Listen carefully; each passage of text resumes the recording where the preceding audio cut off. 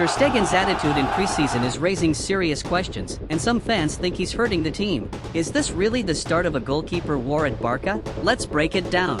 Hey guys, welcome to Barca Talks. Finally, after what felt like endless delays and uncertainty, Barca are officially on their way to Asia. Honestly, at one point, I wasn't sure this tour would even happen. They were getting on the plane, then getting off again. The bus was waiting, then cancelled. It was chaos. But they finally boarded the flight to Japan, and now they're set to play their first match this Sunday. It seems the behind-the-scenes problems have now been settled. It was reportedly Rakuten, our former sponsor, who stepped in and helped resolve the financial dispute regarding the payment for Barca's preseason appearance in Japan. A bit of a mess, but in the end, the trip is on. It's a crucial part of our preparations, and also important from a financial point of view. And looking at the squad list, Barca have brought 30 players along for the trip, more than initially expected. That's great news. There are loads of young players who'll now have a real chance to impress, to step up and show Hansi Flick what they're capable of. And if there's one name to keep an eye on, it's Roony. The new signing has been flying under the radar a bit. With the Rashford hype and Garcia headlines, Rooney's arrival hasn't grabbed too much attention. But make no mistake, he's been turning heads in training. He joined for a modest fee and didn't come with a huge spotlight. But so far in training, he's shown serious quality. I can't wait to see him on the pitch during this tour. He's got the hunger, and this is his moment to prove he belongs in the first team. Now, moving on, we've had a big report come out in the media about the current culture Flick is implementing inside the dressing room. It's not just about tactics anymore, it's about professionalism. Apparently, there have been changes to how players are expected to behave off the pitch, and that lines up with what we saw over the summer. Flick has clamped down on certain behaviors. Partying during the season is now completely banned. Even commercial and marketing appearances have been reined in. Players are being told to keep things more low-key, less flashy. Flick doesn't want media distractions, and he certainly doesn't want off-the-field drama becoming front-page headlines. He's trying to build a culture of discipline where everyone is focused, everyone is on the same page. It's not just about what happens on match day, it's about how you train, how you live, how you carry yourself. Every player is expected to show respect, not just to the coach, but to teammates, the club, and the badge. And there's a reason I'm highlighting this now. It all ties into what's happening behind the scenes. Which brings us to the player everyone's been talking about, Marcus Rashford. And I have to say, it was brilliant seeing him out there with the team during Thursday's training. The energy was great, the atmosphere felt relaxed and fun. He was laughing with Lamine Yamal, looking very much like part of the group already. That's exactly what you want to see. He spoke at his unveiling about feeling right at home, and you can tell that wasn't just talk. He's enjoying it already. What matters now is how he performs in preseason. Because while it's great to see him smiling, what we really want to see is sharpness, that cutting edge. We all know he had injury issues at the back end of last season, so this is about getting back to top fitness. And let's be patient. Don't expect fireworks in the first game. He's building towards his best, and that's going to take a bit of time. But I think this tour is going to be crucial for getting him up to speed.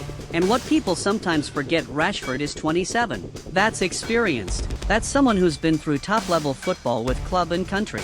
And in a Barca squad this young, that leadership, that maturity, it matters. Last season we saw how important that can be. Chesney came in and really brought calm and experience. Rashford can do the same. He brings a smile, he brings presence, and he brings knowledge. That's gold in a dressing room full of kids. But now we turn to Joan Garcia. And I'm really excited about this guy, because everything we've heard points to one thing: he's been sensational in training. His reflexes, his shot-stopping ability, people are saying he's showing qualities we haven't seen since Victor Valdez. And when you hear that coming from inside the club, you know it's serious. Some fans were even joking, why aren't we seeing any goal compilations from training? Is it because nobody can score past Garcia? There's real confidence in him already. He's got the full support of the coaching staff, and the club believes he's ready to step into the #1 role. That's a lot of pressure, but that's Barca, and I can't wait to see him between the sticks this preseason.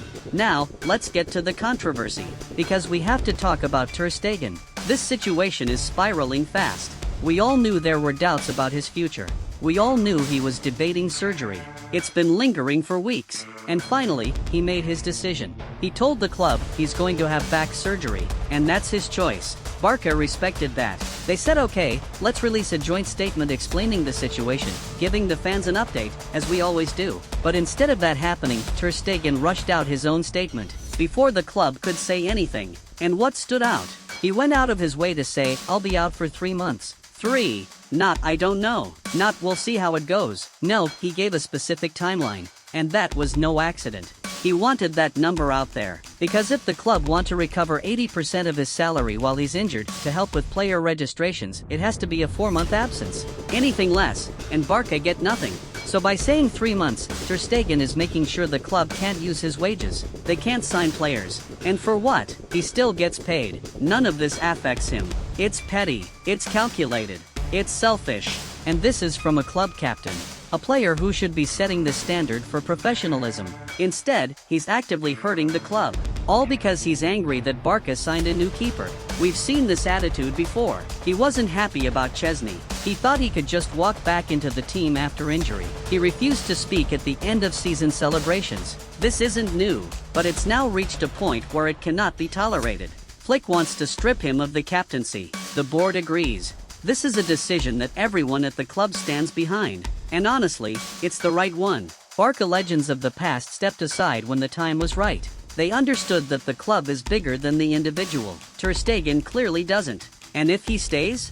If we can't offload him? If he refuses to help with his salary, refuses to leave, then come January, don't loan him out. Don't let him play World Cup warm-up games somewhere else. He either leaves permanently or he doesn't play at all. Bench him. Put him in the stands. Let him miss the World Cup. Because you do not get to sabotage this club and walk away with no consequences. Not at Barca. So that's where we are. It's a mess. It's emotional. But it had to be said. And I want to hear from you guys. When you saw that statement, Ter Stegen rushing to put it out first, naming that 3-month timeline, what was your reaction? Because no one knows the recovery length except the medical staff. La Liga will have the final say. Hopefully they base their decision on real medical evidence, not just on what one angry goalkeeper decided to post. Drop your thoughts down below. It's been a dramatic few days at Barca, and the story is far from over. I'll be back soon with more updates and analysis. Thanks so much for watching, and until next time, Visca el Barca, Visca Catalunya.